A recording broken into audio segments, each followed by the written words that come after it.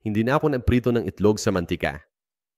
Ngayon, tubig lang ang ginagamit ko sa pagprito. Tama, sa tubig. Kung gumagamit ka pa ng mantika sa pagprito ng itlog, itigil mo na yan pagkatapos mong mapanood ang video na ito. Dahil ituturo ko sa inyo ang mas madali, mas malinis, at higit sa lahat, mas murang paraan para gawin ito. Gamit ang tubig. Napakadali lang, mas malusog pa, at hindi ka na mag-aksaya ng mantika. At para dito, magbebeb ng kalahating tasa ng tubig sa kawali. Tamang tubig lang sa temperatura ng kwarto.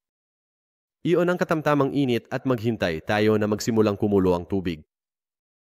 Samantala, ipapakita ko sa inyo ang dagdag na tip. Alam mo ba kung paano malaman kung ang itlog ay sira? Sobrang dali lang.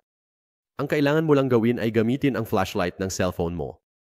Ilagay ang itlog malapit sa flashlight at tingnan mo lang ang kulay. Kung ang itlog ay may kahel na kulay, ibig sabihin ay okay ito. Pero kung may madilim na kulay ito, sigurado, sira ang itlog. Spoiled. Mas epektibo ang paraan ito. Mas mabuti ito kaysa sa paglalagay ng tubig dahil ang ibang paraan na ito ay madalas na nakakaligaw sa atin. Okay, ngayon nagsimula ng kumulo ang tubig.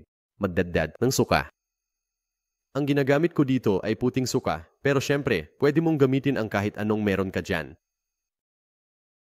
Magbebeb ng isang kutsarita ng suka, haluin, ng mabuti. Kapag tapos na yan, dagdag asin. Magbebeb ng isang kutsarita, at pagkatapos ay haluin. Ulit. Okay, sunod, magbebeb na ng itlog. At saka takpan mo lang ito. At dito, kung mas gusto mo ng malambot na nilagang itlog, hayaan itong maluto ng 3 minuto. Ngayon, kung mas gusto mo ng matigas na nilagang itlog, lutuin ito ng 5 minuto. At, gaya ng alam ng lahat, ang mga itlog ay mahusay na pinagkukunan ng protina, bitamina, at mineral. Pagprito ng mga itlog sa ganitong paraan ay nagbibigay daan sa iyo tamasahin ang lahat ng benepisyo nito nang hindi nagdadagdag ng calories, cholesterol, at iba pang hindi ka nais-nais na substansya mula sa mantika. At pagkatapos ng itinakdang oras, handa na ang ating itlog. At tingnan mo yan, alam mo bang pwede kang magprito ng itlog sa tubig? Nalaman ko lang ito kamakailan at mula noon, ganito na lang ako magluto ng mga itlog, walang kalat, mas malusog, at higit sa lahat, mas mura. Kaya, subukan ito sa bahay. Mabubustuhan mo ito.